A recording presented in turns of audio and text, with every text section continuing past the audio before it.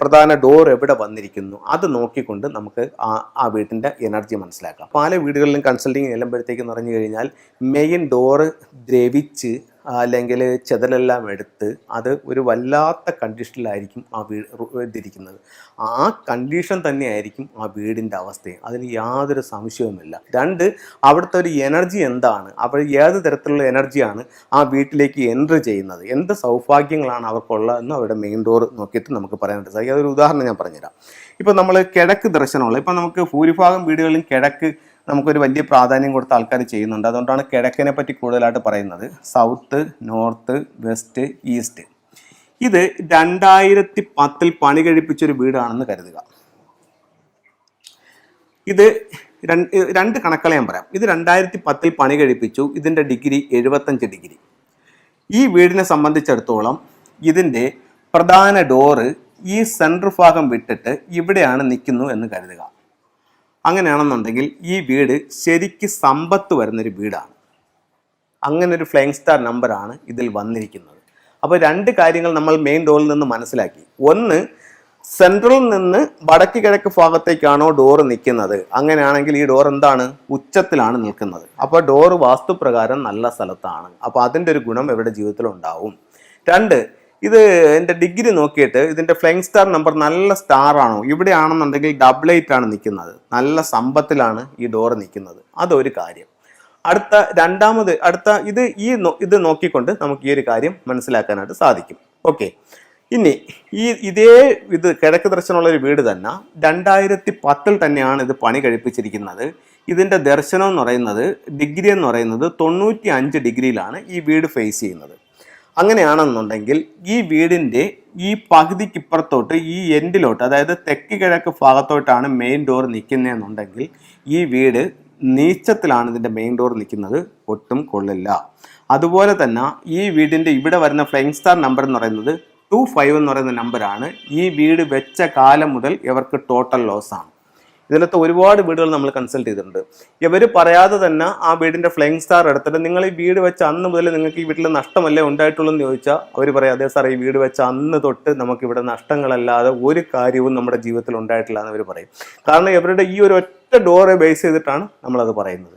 അപ്പം ഈ ഒരു ഫ്ലൈയിങ് സ്റ്റാർ നമ്പറിന് അത്രയും പ്രാധാന്യമുണ്ട്. അത് കണ്ടുപിടിച്ച് പറഞ്ഞാൽ അത് പക്കയായിരിക്കും. അപ്പം ഇത് ആ രീതിയിൽ നമുക്ക് എടുക്കാം. അതേസമയം ഇതേ ഡിഗ്രിയിൽ തന്നെയുള്ള ഈ വീടിൻ്റെ മെയിൻ ഡോർ ഇവിടെയാണു എന്ന് കരുതുക. ഇവിടെ ആണെന്നുണ്ടെങ്കിൽ ഇവർക്ക് ഒരുപാട് ഗുണങ്ങൾ ഈ വീട്ടിലേക്ക് ഉണ്ടാവും, ഒത്തിരി നേട്ടങ്ങൾ ഈ വീട്ടിലേക്ക് ഉണ്ടാവും. അപ്പം നമ്മൾ മനസ്സിലാക്കേണ്ടതെന്ന് പറഞ്ഞു കഴിഞ്ഞാൽ, ഇതിൻ്റെ ഫ്രണ്ട് ഡോറിൽ നിന്ന് നോക്കുമ്പോൾ ഒന്ന് ആ കട്ടളയുടെ അവസ്ഥ അല്ലെങ്കിൽ ഡോറിൻ്റെ അവസ്ഥ കണ്ടിട്ട് ആ വീടിൻ്റെ കാര്യം മനസ്സിലാക്കാൻ സാധിക്കും. രണ്ട്, ആ ഡോറ് ആ വീടിൻ്റെ ഏത് ദിക്കിൽ വന്നിരിക്കുന്നു എന്നുള്ളത് നോക്കിയിട്ടും അതിൻ്റെ അവസ്ഥ കണ്ടുപിടിക്കാനായിട്ട് നമുക്ക് സാധിക്കുന്നതാണ്. അപ്പോൾ ഇതൊരു വളരെ പ്രധാനപ്പെട്ട ഒരു കാര്യമാണ്. അപ്പോൾ ഇത് നോക്കി നമുക്ക് മനസ്സിലാക്കാനായിട്ട് സാധിക്കും. അതുപോലെ തന്നെ പല വാടക കെട്ടിടത്തിലും ചെല്ലുമ്പോഴത്തേക്കെന്ന് പറഞ്ഞാൽ അവിടുത്തെ ഫ്ലൈയിങ് സ്റ്റാറൊക്കെ വളരെ മോശമാണ്. അപ്പോൾ അവിടുത്തെ ഫ്ലൈയിങ് സ്റ്റാർ മോശമാണെങ്കിൽ ഇത്രയും ദോഷമുള്ളൊരു വാടക കെട്ടിടത്തിൽ എന്താണ് നിങ്ങൾ താമസിക്കുന്നത്, നിങ്ങൾ ആ വീട് മാറിയിട്ട് പുതിയൊരു വീട് എടുക്കൂ, ആ രീതിക്ക് നിങ്ങൾക്ക് താമസിക്കാമല്ലോ. അപ്പോൾ ചിലർ പറയും, സാറേ, നമുക്കിവിടെ നിന്ന് മാറണമെന്നുണ്ടെങ്കിൽ പുതിയൊരു വീട് എടുക്കണമെന്നുണ്ടെങ്കിൽ ഈ ഡിപ്പോസിറ്റിനോ അല്ലെങ്കിൽ ഈ വാടകയ്ക്കോ നമുക്ക് കിട്ടത്തില്ല. അപ്പോൾ നമുക്ക് ഒരു വർഷം കൂടി ഇവിടെ എങ്ങനെയെങ്കിലും പിടിച്ച് നിന്നേ പറ്റത്തുള്ളൂ. അല്ലെങ്കിൽ നമ്മളിപ്പോൾ 2 മാസമായതേ ഉള്ളൂ എഗ്രിമെൻറ്റ് ചെയ്തിട്ട്. അപ്പോൾ ഒരു 9 മാസത്തെ അല്ലെങ്കിൽ 9 മാസത്തേക്കും കൂടെ ഉള്ള ഇതുണ്ട്. അപ്പോൾ അത് കഴിയാതെ ഇവർ ഡിപ്പോസിറ്റ് തിരിച്ചു തരില്ല. അപ്പോൾ അതുവരെ നമുക്ക് നിൽക്കാനായിട്ട് ഇവിടെ എന്തെങ്കിലും ചെയ്യാൻ പറ്റുമോ, വീടിൻ്റെ പൊളിച്ചു മാറ്റലോ മറ്റോ കൂടാതെ? ഉറപ്പായിട്ടും ചെയ്യാൻ പറ്റും. നമുക്കൊരു ഫ്ലാറ്റിലാണെങ്കിലും ശരി തന്നെ, ഒരു വാടക കെട്ടിടത്തിലായാലും ശരി തന്നെ, സ്വന്തം വീട്ടിലായാലും ശരി തന്നെ, ഫംഗ്ഷൻ പ്രകാരം അതിൻ്റെ ടൂളുകൾ വെച്ച് അതിനെ കറക്റ്റ് ചെയ്താൽ ഉറപ്പായിട്ടും നമ്മുടെ ജീവിതത്തിൽ മാറ്റങ്ങൾ ഉണ്ടാകും. ആരോഗ്യം, സാമ്പത്തികം, തൊഴിൽ, വിദ്യാഭ്യാസം, കുടുംബജീവിതം എന്നീ കാര്യങ്ങൾക്ക് മാറ്റം ഉണ്ടാകും. ഇത് ഞാൻ ഒരാൾ ചെയ്യുന്ന സയൻസ് അല്ല, 5000-ഓളം വർഷം പഴക്കമുള്ള ഒരു ശാസ്ത്രമാണ്. ഇത് എല്ലാ രാജ്യങ്ങളിലും ചെയ്യുന്നുണ്ട്. ചെയ്യുന്നവർക്കെല്ലാം അതിൻ്റേതായിട്ടുള്ള പ്രയോജനങ്ങളുമുണ്ട്. അപ്പോൾ ചില ഫംഗ്ഷൻ ടൂളുകളിലേക്ക് നമുക്ക് പോകാം. ഇത് ഒരു ശ്രീബുദ്ധൻ്റെ സ്റ്റാച്ചു ആണ്. ഇന്ന് നമുക്ക് ഒരുപാട് വീടുകളിൽ ശ്രീബുദ്ധൻ്റെ സ്റ്റാച്ചു വെക്കുന്നുണ്ട്. അപ്പം ഇതിന് കറക്റ്റായിട്ട് എവിടെ വേണമെങ്കിലും അത് വെക്കുന്നുണ്ട്. അപ്പോൾ നമുക്ക് കറക്റ്റായിട്ട് വെക്കാൻ പറ്റിയ സ്ഥലം എന്ന് പറഞ്ഞു കഴിഞ്ഞാൽ ഒരു വീടിൻ്റെ സ്വീകരണ മുറിയുടെ വടക്ക് പടിഞ്ഞാറ് ഭാഗമാണ്. അപ്പോൾ എന്തുകൊണ്ടാണ് ഈ വടക്ക് പടിഞ്ഞാറ് ഭാഗത്ത് ഇത് വെക്കാൻ പറയുന്നതെന്ന് പറഞ്ഞു കഴിഞ്ഞാൽ, ഒരു വീട്ടിലേക്ക് വരുന്ന ഡിവൈൻ എനർജി, അതായത് സ്വർഗീയ സൗഭാഗ്യങ്ങൾ നോർത്ത് വെസ്റ്റിലാണ് എത്തുന്നതെന്നാണ് ഫംഗ്ഷയിൽ പറയുന്നത്. അപ്പോൾ അതുകൊണ്ട് നോർത്ത് വെസ്റ്റ് ഭാഗത്ത് നമുക്ക് ഈ ശ്രീബുദ്ധൻ്റെ സ്റ്റാച്ചു വെക്കുന്നത് വളരെ നല്ലതാണ്. അതുപോലെ തന്നെ ചിലർ ഇതിൻ്റെ ഹെഡ് മാത്രമായിട്ട് വെക്കുന്നുണ്ട്. അപ്പോൾ മാസ്റ്റേഴ്സിൻ്റെ ഇടയിൽ തന്നെ രണ്ട് അഭിപ്രായമുണ്ട്. ഹെഡ് മാത്രം വെക്കാൻ പറ്റില്ല, അല്ലെങ്കിൽ വെക്കാമെന്ന് പറയുന്നവരുണ്ട്. നമ്മളെന്തായാലും പൂർണ്ണ രൂപമാണ് വെക്കുന്നത്. ഓക്കെ, അടുത്തത് നമുക്ക് തൊഴിൽപരമായിട്ട് അഭിവൃദ്ധിപ്പെടാൻ നമുക്ക് എന്ത് ചെയ്യുമെന്നാണ് ഒരാൾ ചോദിച്ചാൽ, ഒന്ന് അരോനയുടെ ലൈവായിട്ടുള്ള ഫിഷുണ്ട്.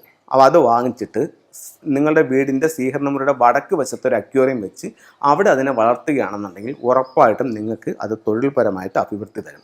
ഇപ്പം അത്രയും ഒരു സാമ്പത്തികം എടുക്കാൻ നിങ്ങളുടെ കയ്യിലില്ല, അല്ലെങ്കിൽ അരോനെ നോക്കാനുള്ള ഒരു ബുദ്ധിമുട്ടുണ്ടെങ്കിൽ ഒരു അരോനയുടെ സ്റ്റാച്യു വാങ്ങിച്ച് നിങ്ങളുടെ ലിവിങ് റൂമിൻ്റെ നോർത്തിൽ വെച്ചാലും ആ ഒരു എനർജി കിട്ടും. നമ്മൾ എപ്പോഴും കാണുകയും കേൾക്കുകയും ചെയ്യുന്ന സാധനങ്ങൾ, അല്ലെങ്കിൽ രൂപങ്ങൾ, അല്ലെങ്കിൽ ചിത്രങ്ങൾ നമ്മുടെ ഉപബോധ മനസ്സിൽ പ്രവർത്തിച്ച് നമ്മൾ അതിൻ്റെ ഒരു സൗഭാഗ്യ എനർജി നമ്മളിലേക്ക് കൊണ്ടുവരുമെന്നാണ് ഫെങ്ഷുയിൽ പറയുന്നത്. അപ്പോൾ അത് അതുകൊണ്ടാണ് ഇന്നിപ്പോൾ ആൾക്കാർ വിഷൻ ബോർഡൊക്കെ വെക്കുമല്ലേ. അപ്പോൾ നമുക്ക് ആവശ്യമായിട്ടുള്ള സാധനങ്ങൾ എന്തൊക്കെയാണ്, ഇപ്പോൾ നമുക്ക് പലർക്കും വിഷൻ ബോർഡ് എന്ന് പറഞ്ഞാൽ പോലും പലർക്കും അറിയില്ല. അത് നമ്മൾ എല്ലാവരും ഒരു വിഷൻ ബോർഡ് ചെയ്യുന്നത് ഏറ്റവും നല്ലതായിരിക്കും. ഒരു വിഷൻ ബോർഡ് എന്ന് പറഞ്ഞു കഴിഞ്ഞാൽ നമുക്ക് ആവശ്യമുള്ളത്, നമുക്ക് എന്തൊക്കെ വേണമെന്നുള്ളത് നിങ്ങളും നിങ്ങളുടെ കുടുംബാംഗങ്ങളും കൂടെ ഇരുന്നിട്ട് നിങ്ങൾക്ക് ഏത് തരത്തിലുള്ള വീടില്ലാത്ത നിങ്ങളാണെങ്കിൽ ഏത് തരത്തിലുള്ള ഒരു വീട് വേണം, സ്ഥാപനമാണെങ്കിൽ ഏത് തരത്തിലുള്ള സ്ഥാപനം വേണം, വാഹനമാണെങ്കിൽ ഏത് വണ്ടി വേണം, അങ്ങനെ നിങ്ങൾക്ക് അതിനുള്ള സാമ്പത്തികം നിങ്ങൾ നോക്കണ്ട. നിങ്ങളുടെ ആഗ്രഹം എന്താണെന്ന് വെച്ച് കഴിഞ്ഞാൽ അതെല്ലാം നിങ്ങളൊരു ഇത് ഗൂഗിളിൽ സെർച്ച് ചെയ്ത് അതിൻ്റെ എല്ലാം ചിത്രങ്ങൾ എടുക്കുക. ഇതെല്ലാം കൂടെ ഒരു A3 പേപ്പറിലേക്ക് സെറ്റ് ചെയ്യുക. എന്നിട്ട് അതിൻ്റെ ഒരു 3-4 പ്രിൻ്റ് എടുക്കുക. പ്രിൻ്റ് എടുത്തിട്ട് നിങ്ങൾ എപ്പോഴും കാണുകയും കേൾക്കുകയും ചെയ്യുന്ന സ്ഥലങ്ങളിൽ അത് പ്രദർശിപ്പിക്കുകയാണെന്നുണ്ടെങ്കിൽ, അല്ലെങ്കിൽ അത് ഒട്ടിച്ച് വെക്കുകയാണെന്നുണ്ടെങ്കിൽ, നിങ്ങളൊരു 5 മിനിറ്റ് അതിനകത്തോട്ട് എല്ലാ ദിവസവും നോക്കി അതിനൊന്ന് വിഷ്വലൈസ് ചെയ്യുകയാണെന്നുണ്ടെങ്കിൽ പെട്ടെന്ന് നിങ്ങൾക്ക് ആ ഒരു സൗഭാഗ്യങ്ങൾ നിങ്ങളുടെ ജീവിതത്തിലേക്ക് കടന്നു വരാനായിട്ട് സാധിക്കും എന്നുള്ളതാണ്. അപ്പോൾ വിഷൻ ബോർഡ് എല്ലാവരും തയ്യാറാക്കുക. എന്തെങ്കിലും ഡൗട്ടുകളുണ്ടെങ്കിൽ എനിക്ക് മെസ്സേജ് ഇടുക. അടുത്തത് വന്നിട്ട് നമുക്കിപ്പോൾ നമ്മൾ ശ്രീബുദ്ധൻ്റെ സ്റ്റാച്ചു കാണിച്ചു. അത് കഴിഞ്ഞിട്ട് 3 തലമുറകളുടെ ഐക്യത്തിന് വേണ്ടിയിട്ട് നമുക്ക് ഫെങ്ഷുയിൽ ഒരു ടൂൾ ഉപയോഗിക്കുന്നുണ്ട്. ഇതൊരു ടോട്ടോയാണ്. ഒന്നിന് മുകളിൽ ഒന്നായിട്ട് 3 ടോട്ടോയുടെ രൂപമാണ് ഇരിക്കുന്നത്.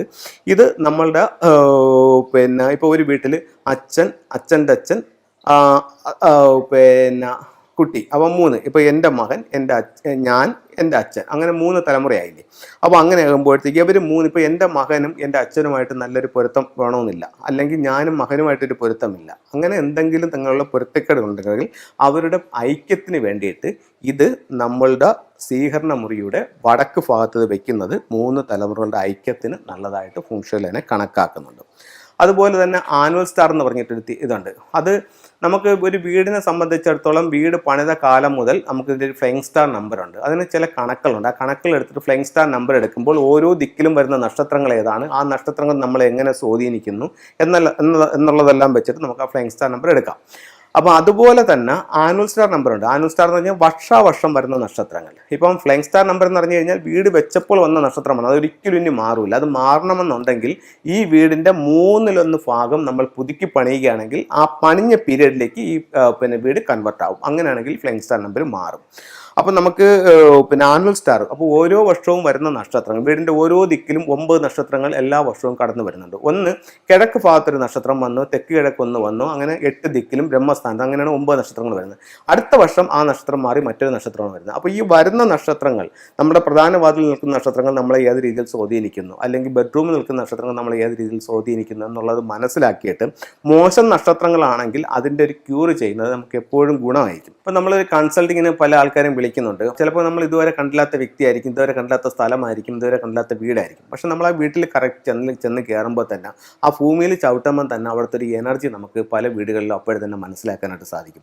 അത് കഴിഞ്ഞ് വീട്ടിലേക്ക് വരുമ്പോൾ വീട്ടിന് ചുറ്റും ഉണ്ടാകാവുന്ന ഒരു അന്തരീക്ഷം, ചിലപ്പോൾ ആ വീട്ടിൻ്റെ ചുറ്റും കാണുന്ന, അതായത് മറ്റ് വീട്ടിൻ്റെ ഓപ്പോസിറ്റ് എന്താണ്, വല്ല ക്ഷേത്രങ്ങളാണോ, പള്ളിയാണോ, അല്ലെങ്കിൽ മറ്റ് സ്കൂളുകൾ വല്ലതും ഉണ്ടോ, അല്ലെങ്കിൽ വീട്ടിൻ്റെ നേരെ ഓപ്പോസിറ്റ് ഇരിക്കുന്ന വീട് ഏത് രീതിയിലാണ്, അല്ലെങ്കിൽ എന്തെങ്കിലും മൊബൈൽ ടവർ വന്നിട്ടുണ്ടോ, ഹോസ്പിറ്റൽ വന്നിട്ടുണ്ടോ, അപ്പോൾ അതിൻ്റെ സറൗണ്ട്, അതിൻ്റെ ചുറ്റുമുള്ള ഒരു എനർജി എന്താണ്, അല്ലെങ്കിൽ നമ്മുടെ അവിടെ ചെടികളൊക്കെ ഏത് രീതിയിൽ നിൽക്കുന്നുണ്ട്, അപ്പോൾ അതൊക്കെ മനസ്സിലാക്കിയിട്ട് അതിൻ്റെ ഒരു എനർജി നമുക്ക് മനസ്സിലാക്കാനായിട്ട് സാധിക്കും.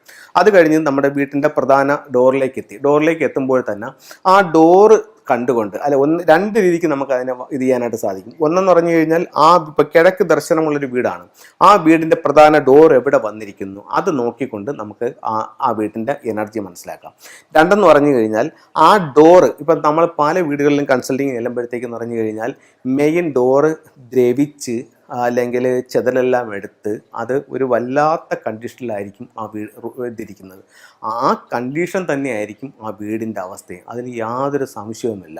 അപ്പോൾ ആ ഒരു കട്ടള നോക്കിയിട്ട് തന്നെ അവിടെ ഗൃഹനാഥനാണോ അല്ലെങ്കിൽ ഗൃഹനാഥയ്ക്കാണോ അവിടെ കൂടുതൽ ആധിപത്യമുള്ളത്, അല്ലെങ്കിൽ ആ വീട്ടിൽ കൂടുതൽ പവറുള്ളത്, അതല്ലെങ്കിൽ ആ വീട്ടിൽ അവർക്ക് ആർക്കാണ് ഹെൽത്ത് പ്രോബ്ലം ഉള്ളത്, അല്ലെങ്കിൽ ഇവർ ആരാണ് വീക്കായിരിക്കുന്നത്, ഒക്കെ നമുക്ക് ആ മെയിൻ ഡോർ കണ്ടുകൊണ്ട് നമുക്ക് പറയാനായിട്ട് സാധിക്കും.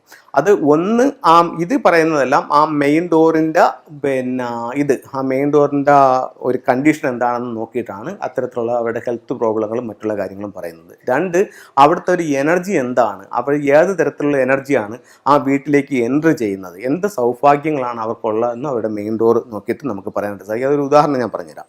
ഇപ്പോൾ നമ്മൾ കിഴക്ക് ദർശനമുള്ള, ഇപ്പോൾ നമുക്ക് ഭൂരിഭാഗം വീടുകളിലും കിഴക്ക് നമുക്കൊരു വലിയ പ്രാധാന്യം കൊടുത്ത ആൾക്കാർ ചെയ്യുന്നുണ്ട്. അതുകൊണ്ടാണ് കിഴക്കിനെ പറ്റി കൂടുതലായിട്ട് പറയുന്നത്. South, north, west, east. ഇത് 2010 പണി കഴിപ്പിച്ചൊരു വീടാണെന്ന് കരുതുക. ഇത് രണ്ട് കണക്കുകൾ ഞാൻ പറയാം. ഇത് 2010 പണി കഴിപ്പിച്ചു. ഇതിൻ്റെ ഡിഗ്രി 75 ഡിഗ്രി. ഈ വീടിനെ സംബന്ധിച്ചിടത്തോളം ഇതിൻ്റെ പ്രധാന ഡോറ് ഈ സെൻട്രൽ ഭാഗം വിട്ടിട്ട് ഇവിടെയാണ് നിൽക്കുന്നു എന്ന് കരുതുക. അങ്ങനെയാണെന്നുണ്ടെങ്കിൽ ഈ വീട് ശരിക്ക് സമ്പത്ത് വരുന്നൊരു വീടാണ്. അങ്ങനെ ഒരു ഫ്ലൈങ് സ്റ്റാർ നമ്പറാണ് ഇതിൽ വന്നിരിക്കുന്നത്. അപ്പോൾ രണ്ട് കാര്യങ്ങൾ നമ്മൾ മെയിൻ ഡോറിൽ നിന്ന് മനസ്സിലാക്കി. ഒന്ന്, സെൻട്രലിൽ നിന്ന് വടക്ക് കിഴക്ക് ഭാഗത്തേക്കാണോ ഡോറ് നിൽക്കുന്നത്, അങ്ങനെയാണെങ്കിൽ ഈ ഡോർ എന്താണ്, ഉച്ചത്തിലാണ് നിൽക്കുന്നത്. അപ്പോൾ ഡോറ് വാസ്തുപ്രകാരം നല്ല സ്ഥലത്താണ്. അപ്പോൾ അതിൻ്റെ ഒരു ഗുണം ഇവരുടെ ജീവിതത്തിൽ ഉണ്ടാവും. രണ്ട്, ഇത് എൻ്റെ ഡിഗ്രി നോക്കിയിട്ട് ഇതിൻ്റെ ഫ്ലൈങ് സ്റ്റാർ നമ്പർ നല്ല സ്റ്റാർ ആണോ, ഇവിടെയാണെന്നുണ്ടെങ്കിൽ 88 ആണ് നിൽക്കുന്നത്, നല്ല സമ്പത്തിലാണ് ഈ ഡോറ് നിൽക്കുന്നത്. അതൊരു കാര്യം. അടുത്ത ഇത് നോക്കിക്കൊണ്ട് നമുക്ക് ഈ ഒരു കാര്യം മനസ്സിലാക്കാനായിട്ട് സാധിക്കും. ഓക്കെ, ഇനി ഇത് കിഴക്ക് ദർശനമുള്ള ഒരു വീട് തന്നെ 2010 തന്നെയാണ് ഇത് പണി കഴിപ്പിച്ചിരിക്കുന്നത്. ഇതിൻ്റെ ദർശനം എന്ന് പറയുന്നത്, ഡിഗ്രി എന്ന് പറയുന്നത് 95 ഡിഗ്രിയിലാണ് ഈ വീട് ഫേസ് ചെയ്യുന്നത്. അങ്ങനെയാണെന്നുണ്ടെങ്കിൽ ഈ വീടിൻ്റെ ഈ പകുതിക്കിപ്പുറത്തോട്ട് ഈ എൻഡിലോട്ട്, അതായത് തെക്ക് കിഴക്ക് ഭാഗത്തോട്ടാണ് മെയിൻ ഡോർ നിൽക്കുന്നതെന്നുണ്ടെങ്കിൽ ഈ വീട് നീച്ചത്തിലാണ് ഇതിൻ്റെ മെയിൻ ഡോർ നിൽക്കുന്നത്, ഒട്ടും കൊള്ളില്ല. അതുപോലെ തന്നെ ഈ വീടിൻ്റെ ഇവിടെ വരുന്ന ഫ്ലൈങ് സ്റ്റാർ നമ്പർ എന്ന് പറയുന്നത് 25 എന്ന് പറയുന്ന നമ്പറാണ്. ഈ വീട് വെച്ച കാലം മുതൽ ഇവർക്ക് ടോട്ടൽ ലോസാണ്. ഇതിലത്തെ ഒരുപാട് വീടുകൾ നമ്മൾ കൺസൾട്ട് ചെയ്തിട്ടുണ്ട്. ഇവർ പറയാതെ തന്നെ ആ വീടിൻ്റെ ഫ്ലൈങ് സ്റ്റാർ എടുത്തിട്ട് നിങ്ങൾ ഈ വീട് വെച്ച അന്ന് മുതൽ നിങ്ങൾക്ക് ഈ വീട്ടിൽ നഷ്ടമല്ലേ ഉണ്ടായിട്ടുള്ളൂ എന്ന് ചോദിച്ചാൽ അവർ പറയും, അതേ സാർ, ഈ വീട് വെച്ച അന്ന് തൊട്ട് നമുക്കിവിടെ നഷ്ടങ്ങളല്ലാതെ ഒരു കാര്യവും നമ്മുടെ ജീവിതത്തിൽ ഉണ്ടായിട്ടില്ല എന്ന് അവർ പറയും. കാരണം ഇവരുടെ ഈ ഒരു ഒറ്റ ഡോറെ ബേസ് ചെയ്തിട്ടാണ് നമ്മളത് പറയുന്നത്. അപ്പം ഈ ഒരു ഫ്ലൈങ് സ്റ്റാർ നമ്പറിന് അത്രയും പ്രാധാന്യമുണ്ട്. അത് കണ്ടുപിടിച്ച് പറഞ്ഞാൽ അത് പക്കയായിരിക്കും. അപ്പം ഇത് ആ രീതിയിൽ നമുക്ക് എടുക്കാം. അതേസമയം ഇതേ ഡിഗ്രിയിൽ തന്നെയുള്ള ഈ വീടിൻ്റെ മെയിൻ ഡോർ ഇവിടെയാണു എന്ന് കരുതുക. ഇവിടെ ആണെന്നുണ്ടെങ്കിൽ ഇവർക്ക് ഒരുപാട് ഗുണങ്ങൾ ഈ വീട്ടിലേക്ക് ഉണ്ടാവും, ഒത്തിരി നേട്ടങ്ങൾ ഈ വീട്ടിലേക്ക് ഉണ്ടാവും. അപ്പം നമ്മൾ മനസ്സിലാക്കേണ്ടതെന്ന് പറഞ്ഞു കഴിഞ്ഞാൽ, ഇതിൻ്റെ ഫ്രണ്ട് ഡോറിൽ നിന്ന് നോക്കുമ്പോൾ ഒന്ന് ആ കട്ടളയുടെ അവസ്ഥ അല്ലെങ്കിൽ ഡോറിൻ്റെ അവസ്ഥ കണ്ടിട്ട് ആ വീടിൻ്റെ കാര്യം മനസ്സിലാക്കാൻ സാധിക്കും. രണ്ട്, ആ ഡോറ് ആ വീടിൻ്റെ ഏത് ദിക്കിൽ വന്നിരിക്കുന്നു എന്നുള്ളത് നോക്കിയിട്ടും അതിൻ്റെ അവസ്ഥ കണ്ടുപിടിക്കാനായിട്ട് നമുക്ക് സാധിക്കുന്നതാണ്. അപ്പോൾ ഇതൊരു വളരെ പ്രധാനപ്പെട്ട ഒരു കാര്യമാണ്. അപ്പോൾ ഇത് നോക്കി നമുക്ക് മനസ്സിലാക്കാനായിട്ട് സാധിക്കും.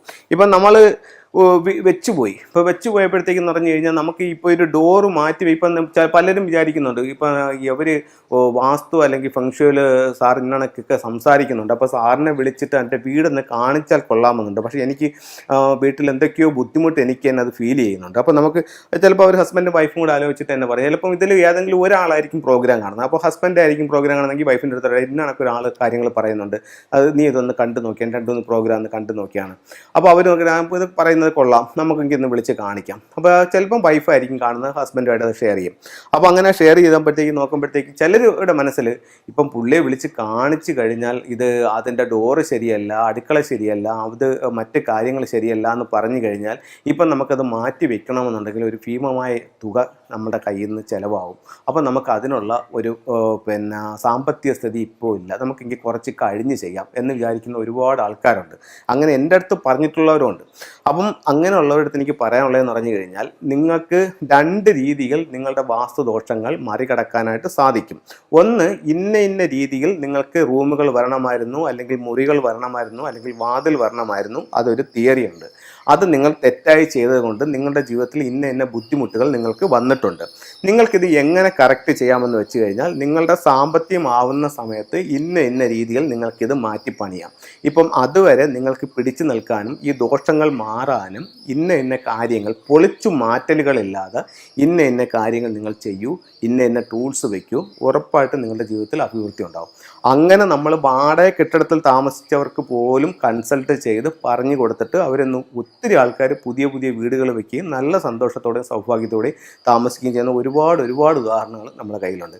കാരണം നമ്മൾ അവർക്ക് ചെന്ന് പറഞ്ഞു കൊടുത്ത കാര്യങ്ങൾ അവർക്കത് ബോധ്യമായി, അവർ അതനുസരിച്ച് ചെയ്തു. അവർക്ക് ഒരു കൺസൾട്ടിങ് ഫീസ് പോലും തരാനില്ലാത്ത കാലത്ത് കടം വാങ്ങിച്ച് തന്നിട്ടാണ് അവർ ചെയ്തിട്ടുള്ളത്. പക്ഷെ നമ്മൾ ചെയ്തതിന് ശേഷം അവർക്ക് അതിൻ്റെതായിട്ടുള്ള മാറ്റങ്ങൾ ഉണ്ടായപ്പോഴത്തേക്കെന്ന് പറഞ്ഞു കഴിഞ്ഞാൽ അവർ സാമ്പത്തികം വന്ന സമയത്ത് നമ്മളെ തന്നെ വിളിച്ചിട്ട് പറഞ്ഞു, സാറേ ഇതണക്ക് നമ്മളൊരു പുതിയ വസ്തു വാങ്ങിച്ചിട്ടുണ്ട്, സാറ് തന്നെ വന്ന് അതിൻ്റെ പ്ലാനെല്ലാം വരച്ച് അത് കറക്റ്റ് ചെയ്ത് തരണം. നമ്മൾ തന്നെ ചെന്നു അതിൻ്റെ പ്ലാനെല്ലാം എടുത്ത് തയ്യാറാക്കി കൊടുത്തു.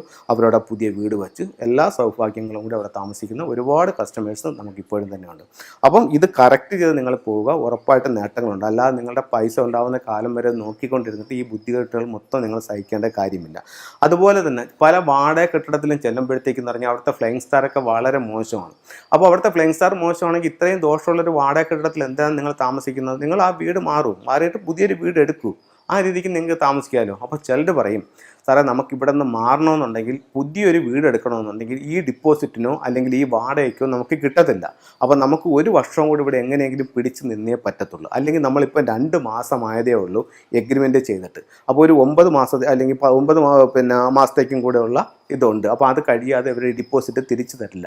അപ്പോൾ അതുവരെ നമുക്ക് നിൽക്കാനായിട്ട് ഇവിടെ എന്തെങ്കിലും ചെയ്യാൻ പറ്റുമോ? വീടിൻ്റെ പൊളിച്ചു മാറ്റലോ മറ്റോ കൂടാതെ ഉറപ്പായിട്ടും ചെയ്യാൻ പറ്റും. നമുക്കൊരു ഫ്ലാറ്റിലാണെങ്കിലും ശരി തന്നെ, ഒരു വാടക കെട്ടിടത്തിലായാലും ശരി തന്നെ, സ്വന്തം വീട്ടിലായാലും ശരി തന്നെ, ഫംഗ്ഷൻ പ്രകാരം അതിൻ്റെ ടൂളുകൾ വെച്ച് അതിനെ കറക്റ്റ് ചെയ്താൽ ഉറപ്പായിട്ടും നമ്മുടെ ജീവിതത്തിൽ മാറ്റങ്ങൾ ഉണ്ടാകും. ആരോഗ്യം, സാമ്പത്തികം, തൊഴിൽ, വിദ്യാഭ്യാസം, കുടുംബജീവിതം എന്നീ കാര്യങ്ങൾക്ക് മാറ്റം ഉണ്ടാകും. ഇത് ഞാൻ ഒരാൾ ചെയ്യുന്ന സയൻസ് അല്ല, 5000-ഓളം വർഷം പഴക്കമുള്ള ഒരു ശാസ്ത്രമാണ്. ഇത് എല്ലാ രാജ്യങ്ങളിലും ചെയ്യുന്നുണ്ട്. ചെയ്യുന്നവർക്കെല്ലാം അതിൻ്റേതായിട്ടുള്ള പ്രയോജനങ്ങളുമുണ്ട്.